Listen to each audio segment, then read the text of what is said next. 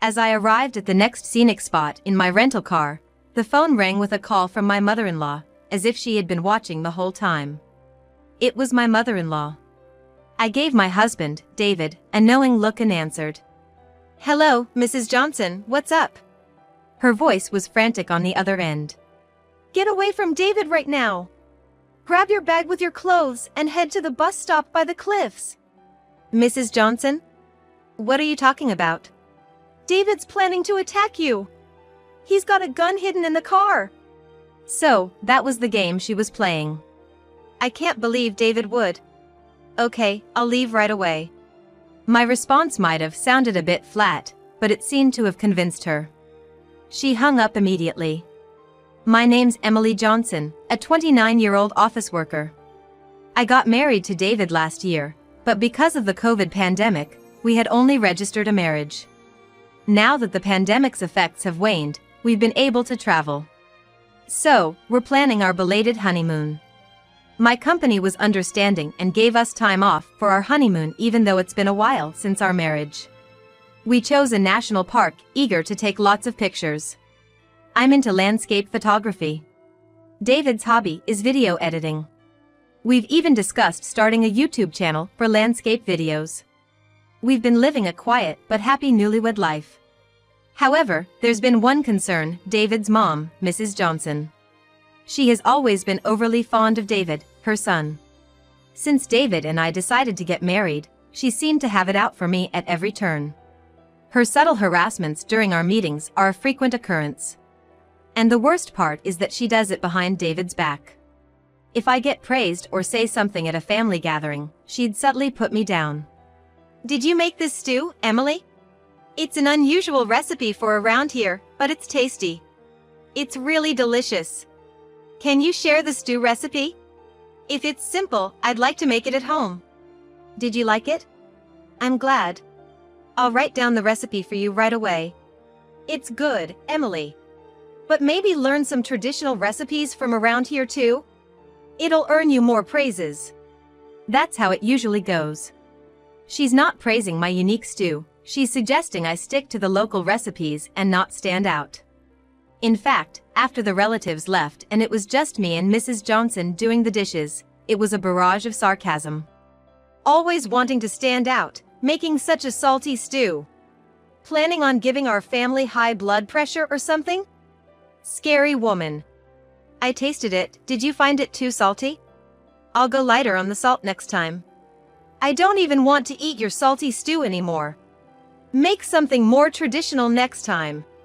But then, when David comes around, her demeanor completely changes. "Emily, Aunt Susan said thanks for the stew recipe. Everyone really seemed to love your dish." "Really?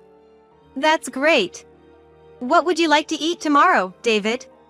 Emily and I will prepare it together." With a beaming smile, she'd interrupt our conversation, shifting the topic.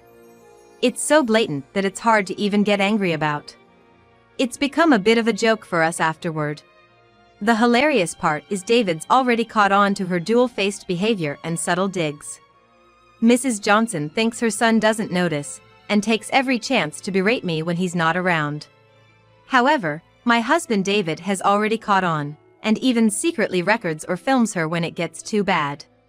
David has always resented his mother's overbearing love, which is really just over-interference. Apparently, it's even crushed his dreams for the future. So, when we got married, it was David, not me, who refused to live with her. Despite the happy occasion, it seems like Mrs. Johnson thinks I was the one who manipulated him.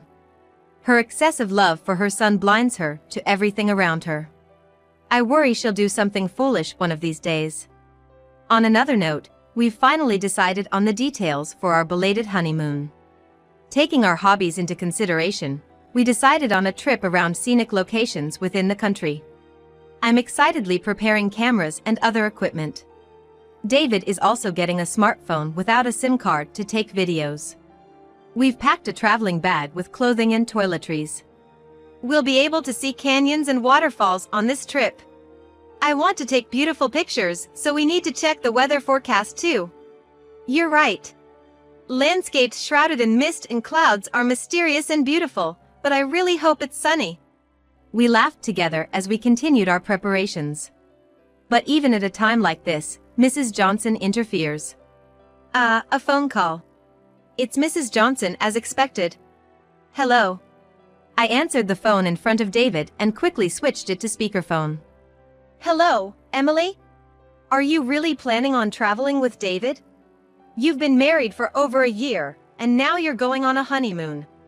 What are you thinking? It seems she wants to stop me from traveling with my husband. The best response to this is to flaunt the trip. Of course.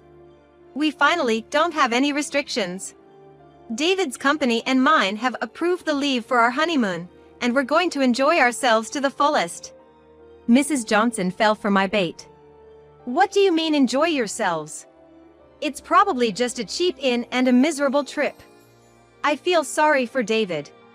Mrs. Johnson's words caused David to frown in silence. This trip was something David had arranged himself without relying on a travel agency. I looked at David's face and changed my tone. Oh, no, it's not a cheap inn at all. David arranged everything. We're staying at a super luxury hotel with an amazing view. Of course, the food is 5-star too. And yet, it's all at a very affordable price. I purposely spoke sweetly to provoke Mrs. Johnson.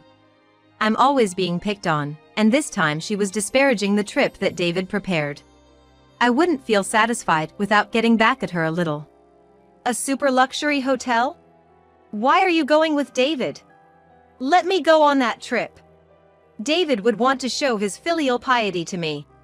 It seems she couldn't keep quiet after hearing about the super luxury hotel. Now she's saying she wants to go on the trip herself. No mother would but in on a honeymoon like this. It's not gonna happen. Taking over your son and daughter-in-law's long-awaited honeymoon is just uncouth. We'll be sure to buy you a souvenir. Goodbye. Imagining Mrs. Johnson's frustrated face, I hung up the phone.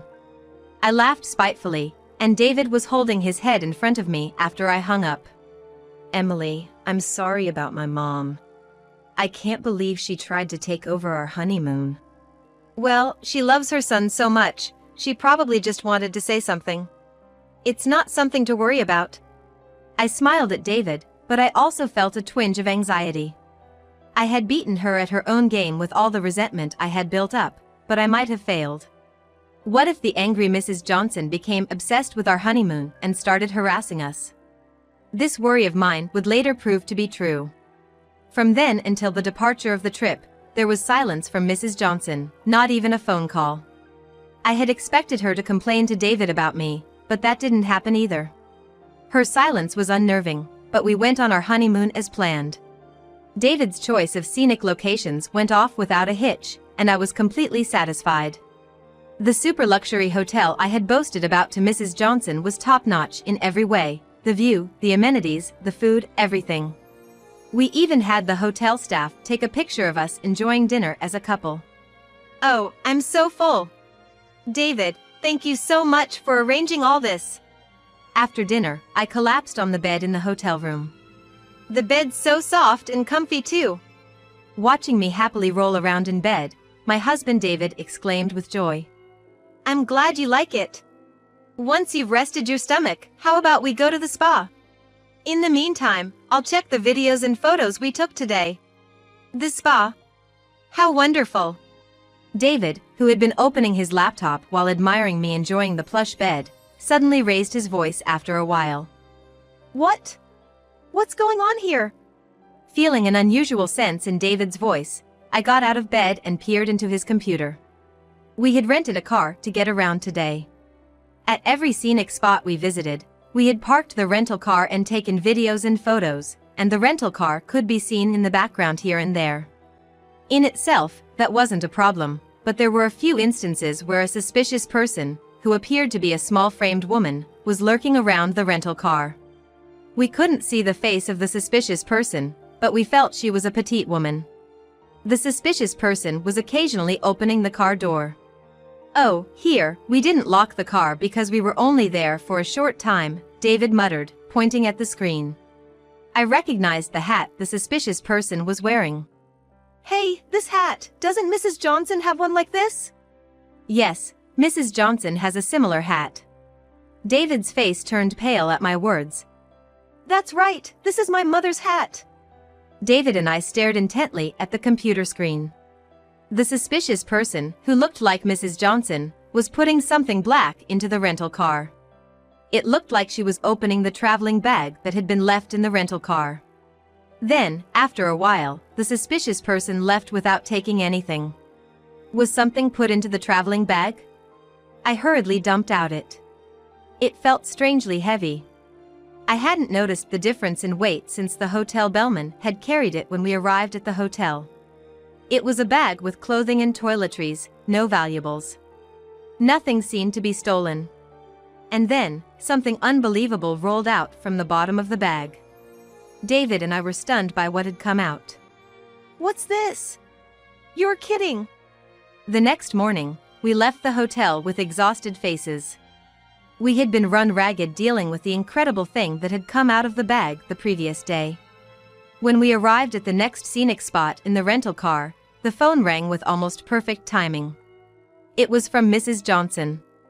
I signaled to David, who was on the phone, to answer it. Hello, Mrs. Johnson? What's going on? Mrs. Johnson's voice on the other end of the phone sounded quite frantic. Get away from my son right now. Grab the bag with the change of clothes, and head to the Cape's bus stop. Wait, how does she know there's a bus stop near the Cape where we're vacationing? And how does she know the details of our luggage, like the bag with the change of clothes? Since she called at the perfect timing, she's probably hiding and watching somewhere. It was a call full of puzzling moments, but I deliberately asked Mrs. Johnson for a reason. Mrs. Johnson? What are you talking about? David is planning to attack you. He's hiding a gun in the car. I see, so that's the scenario. I already knew everything, but I pretended to go along with Mrs. Johnson's leading. That can't be, David attacking me? Okay, I understand. I'll get away right now. Although my response was a bit wooden, I seemed to have successfully fooled Mrs. Johnson. Mrs. Johnson hung up immediately. I signaled to David, who was driving, and headed for the bus stop with the traveling bag. Of course, I didn't forget to pretend to be scared. And then I called the police. About 5 minutes later, I arrived at the Cape's bus stop, and a detective in an unmarked police car approached me. Well, it turned out just like you said yesterday. I never thought you'd really call it in. The detective looked troubled. I'm truly sorry for involving you in this farce. I think David should be catching Mrs. Johnson by now, so please come with me.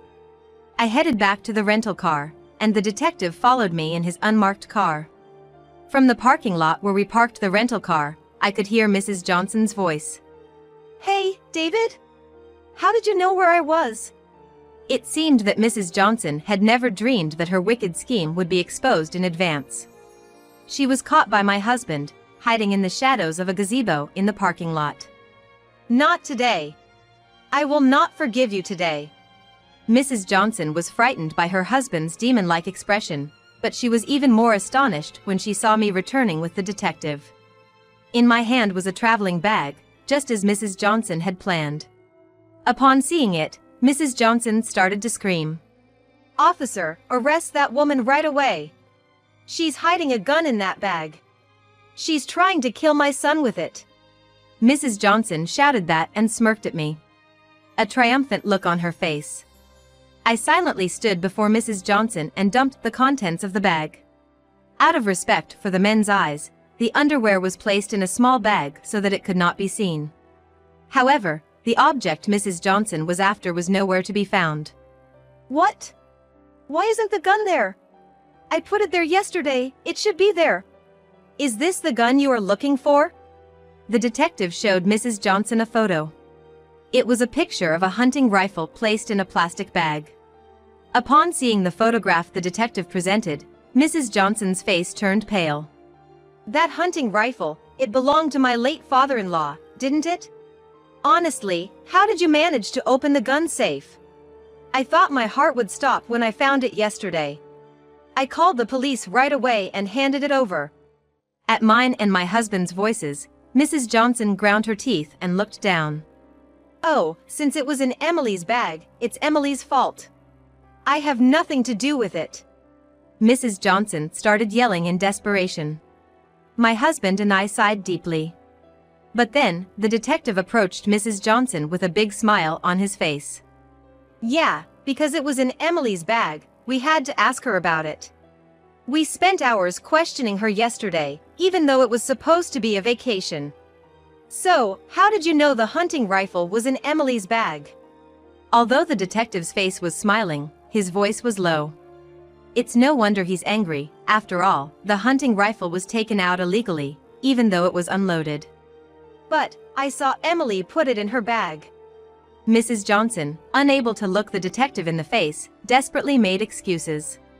"Oh, so you saw Emily's travel preparations. But you and Emily's family are separated, aren't you?"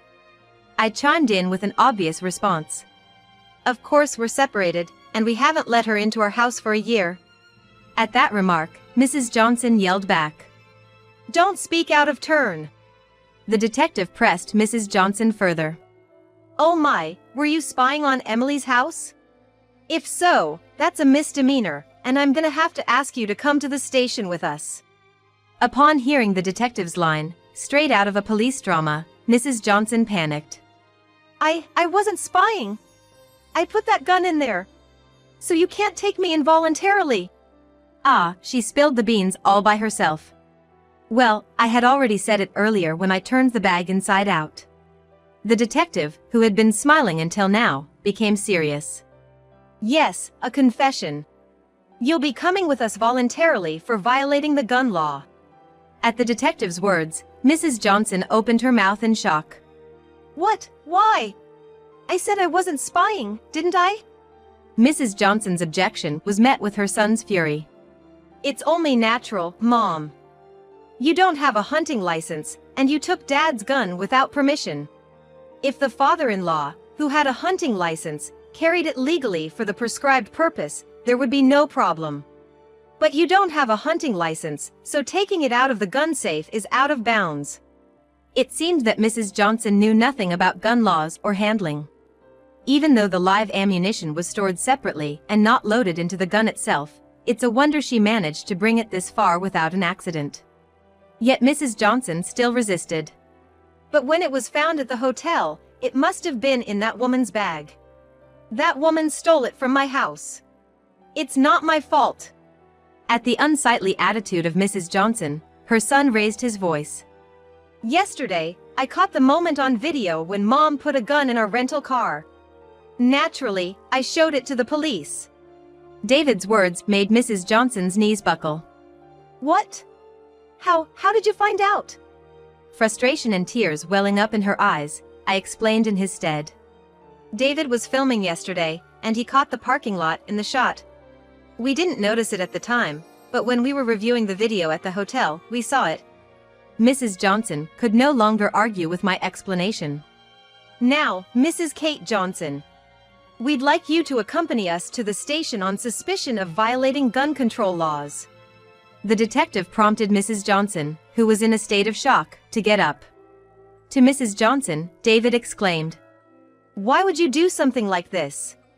Just because you don't like Emily? I've had enough. I'm cutting ties with you, Mom." At David's words, Mrs. Johnson suddenly began to scream and thrash about. "Why? Why is that woman better than me? David, are you abandoning your mom?" The detective forced the screaming Mrs. Johnson into the unmarked patrol car. "You might not want to make too much of a fuss. When I called the house yesterday to check the gun's serial number, your son's grandmother, I guess, an elderly woman, was furious." Eek! At the detective's words, Mrs. Johnson immediately calmed down. The grandmother in question is David's grandmother. Although elderly, she's still in good health, with no signs of dementia. She's practically the head of the Johnson household. Mrs. Johnson is in a state of complete submission to her. Even though she's the head of the household, she's not an unreasonable person towards others. Whenever I visit the in-laws, she's always so happy to see me, affectionately calling me Emily dear. She's a kind person. Though strict with Mrs. Johnson about household chores, she took care of her own room and private bathroom. It must have been quite something to make her so angry. As I muttered under my breath, the detective informed me. Apparently, since your father-in-law's death, your husband's grandmother has been keeping the hunting rifle as a keepsake. But the box with the keepsake in it was ransacked the other day. Upon learning that this led to the recent commotion, she was incredibly furious. The detective exaggerated a shiver. I see, Mrs. Johnson must have ransacked her room to get the key. It's not hard to imagine her anger at having her son's keepsake disturbed.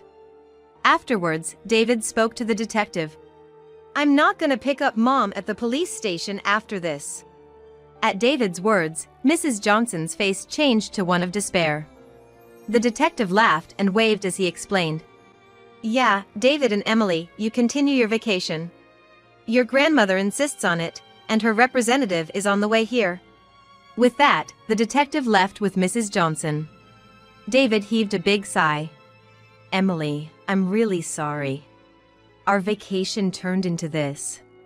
It's okay, it ended without incident. Let's just enjoy the trip, shall we? I said, and David looked relieved. Then he quietly told me. I'm relieved that it's not Grandma coming, but her representative.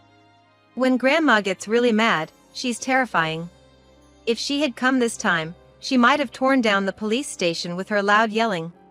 After that, we were able to enjoy our vacation, taking lots of lovely photos and videos and making good memories.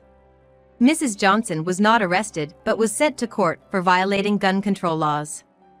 Fined or imprisoned or both, she's now anxiously awaiting the trial's outcome. After we returned from our trip, my husband's grandmother apologized for Mrs. Johnson's behavior. She blamed herself for leaving her son's keepsake hunting rifle locked in the house, leading to all this trouble, and apologized in tears. We decided to have the local police dispose of the hunting rifle. When handing over the rifle at the station, I asked to take a picture of it for her, so she could at least keep a photograph as a memento. My husband's grandmother, who had cried and apologized to me and David, was ruthless with Mrs. Johnson. According to a relative who went to pick her up, she lectured Mrs. Johnson in a voice that echoed throughout the neighborhood for over 30 minutes. Oh, so your grandma really does get that angry. That's why Mom always obeyed Grandma completely. Now the whole neighborhood knows about Mom's wrongdoing. Yes, thanks to his grandma's lecture, the incident became widely known, and Mrs. Johnson could no longer walk the streets. After learning that David had severed ties with her, his grandmother obtained permission from the police station and prosecutor's office and sent Mrs. Johnson to a farm run by a relative. Located in a basin-like area in the remote mountains in Nebraska. Even if she wanted to return here, it would take about 3 hours by car. Working herself to exhaustion on the farm, escaping would surely be impossible. After a while, it was discovered that I was pregnant. My husband, his grandmother, and the relatives were all thrilled. His grandmother was already caught up in great-grandchild fever and began to strengthen her legs. She seems to be planning to compete with my husband to take the baby for walks in the stroller. To make sure she doesn't drop the great-grandchild when holding it, she's also started working on her upper body strength. It's good to see her, who was quite downcast because of Mrs. Johnson's fuss, getting her spirits back. Today, my husband and I are getting all the baby gear together. If it's with your grandma, I'd like to live together. She's really happy about it, and it seems like she'll live a long time after the baby is born. Taking care of the baby with Grandma, we're gonna manage somehow, huh? Well, if she's gonna live longer, I'll be happy too, and I'll talk to Grandma about it. I picked up the camera. When the baby is born, I'm gonna take lots of pictures.